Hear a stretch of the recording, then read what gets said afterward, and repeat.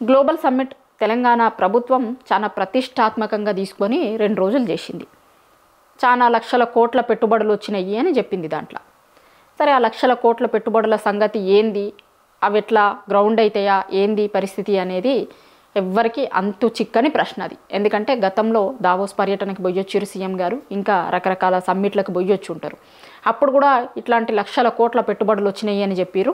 కానీ వాటి పరిస్థితి ఏంది ఇవాళ అనేది అందరం చూస్తూనే ఉన్నాం. అయితే ఆ సమ్మిట్ ఒక దిక్కు ఉంచితే, ఆ సమ్మిట్ జరిగినటువంటి తీరు, సమ్మిట్కి ఎందుకు అధిష్టానం పెద్దలు ఎవ్వరు కూడా హాజరు కాలేదు, ఇప్పుడు కాంగ్రెస్ పార్టీలో జరుగుతున్న చర్చ.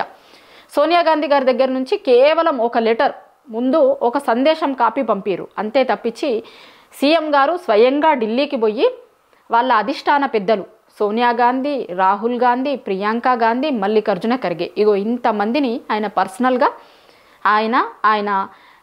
ఆయనతో పాటు డిప్యూటీ సీఎం, కొన్ని సందర్భాలలో వాళ్ళకి ఉన్నటువంటి ఎంపీలు, వీళ్ళందరూ కూడా కలిసిపోయి ఢిల్లీలో ఉన్నటువంటి వాళ్ళందరినీ ఆహ్వానించారు.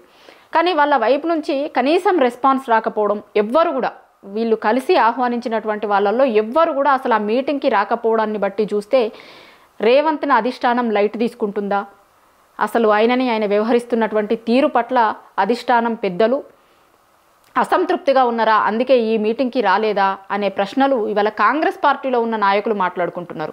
కనీసం ఒక వీడియో బైట్ రూపంలో కూడా వాళ్ళు ఇవ్వకపోవడం, లేదు అంటే ఆన్లైన్లో ఏదైనా మీటింగ్లో అయినా దేన్నో ఏదో ఒక మీటింగ్ కన్నా హాజరు కాకపోవడం. సరే, వాళ్ళు బిజీగా ఉండుండొచ్చు, ఇక్కడికి రాకపోయి ఉండొచ్చు, కానీ అక్కడి నుంచి అయినా సరే ఆన్లైన్లో మాట్లాడే అవకాశం ఉంది, జూమ్ లాంటి వాటిల్లో కూడా మాట్లాడే అవకాశం ఉంది.